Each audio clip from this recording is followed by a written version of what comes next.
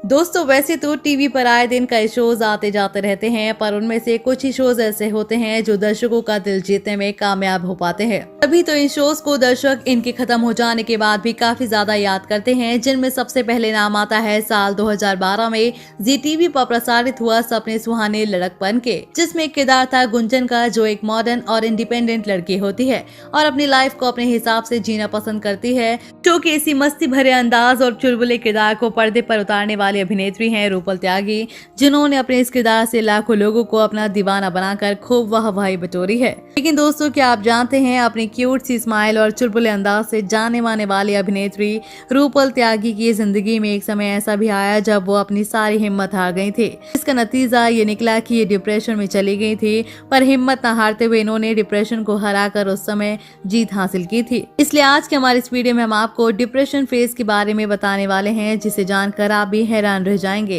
तो इसलिए आज की हमारे इस वीडियो में आप हमारे साथ अंत तक बने रहें। साथ ही रूपल त्यागी के लिए वीडियो को लाइक करना ना भूलें। साल 2007 में पॉपुलर सीरियल कसम से में रिया का छोटा सा किरदार निभाकर अपने एक्टिंग करियर की शुरुआत करने वाली अभिनेत्री हैं रूपल त्यागी, जिनकी शुरुआत भले ही इतनी धमाकेदार ना रही हो, पर अपने टैलेंट और काबिलियत के चलते इस अभिनेत्री ने अपने जीवन में बेहतरीन शोज कर खुद को सफलता की ऊंचाइयों तक पहुंचाया है, जिसका सबसे ज्यादा श्रेय जाता है इनके पहचान दिलाने वाले शो सपने सुहाने लड़कपन को, जिन्हें ये खुद भी अपने करियर को इतना सफल बनाने का श्रेय देती हैं। पर आप ये बात जानकर हैरान रह जाएंगे, लेकिन इनका यही शो इनके डिप्रेशन के लिए जिम्मेदार भी रहा था। जी हाँ, बिल्कुल सही सुना आपने, यही है वो शो जब इन्हें अपने जीवन में सबसे बुरे दौर से गुजरना पड़ा था, क्योंकि यही वो शो था जब रूपल त्यागी की मुलाकात इनके को एक्टर अंकित गेरा के साथ हुई और ये उनके साथ प्यार में पड़ी थी, जिसका अंजाम ये रहा था कि अंकित गेरा ने इन्हें धोखा दिया था, क्योंकि जिस वक्त ये रूपल त्यागी को डेट कर रहे थे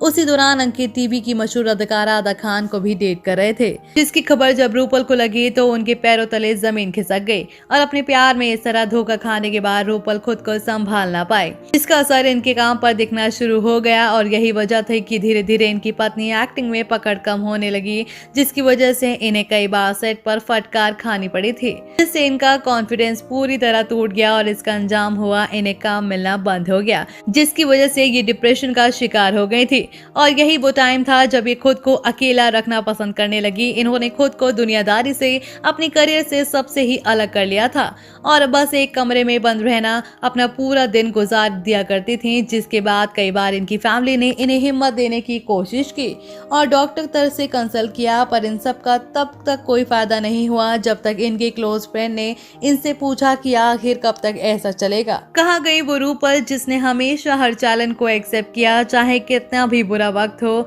हर मुश्किल घड़ी में हिम्मत और बहादुरी के खुद को हर बुरे समय में प्रूव किया। और यही सब बातें सुनकर रूपल ने खुद से भी यही सवाल किए और फिर से एक नई शुरुआत करने का फैसला किया। इसके बाद इन्होंने अपनी जिंदगी की इस फेज से निकलने के कई तरीके सर्च किए, योगा एंड मेडिटेशन का सहारा लिया और खुद को एक बार फिर मैदान में उतरने की कोशिश की और इनकी ये कोशिश सफल भी रही। इन्हें साल 2019 में शक्ति अस्तित्व के एहसास की शो में काम करने का मौका मिला, जिसके साथ इन्होंने दोबारा से ही अपने पहले मुकाम को हासिल करने का फैसला कर लिया। तो दोस्तों, आपका रूपल त्यागी के इस डिप्रेशन फेज के बारे में जानकर क्या कहना है? आप हमें अपनी राय कमेंट बॉक्स में कमेंट करके जरूर बताएं और साथ ही टीवी इंडस्ट्री से जुड़ी ऐसी तमाम मजेदार खबरों को देखने के लिए आप हमारे चैनल को सब्सक्राइब करना ना भूलें।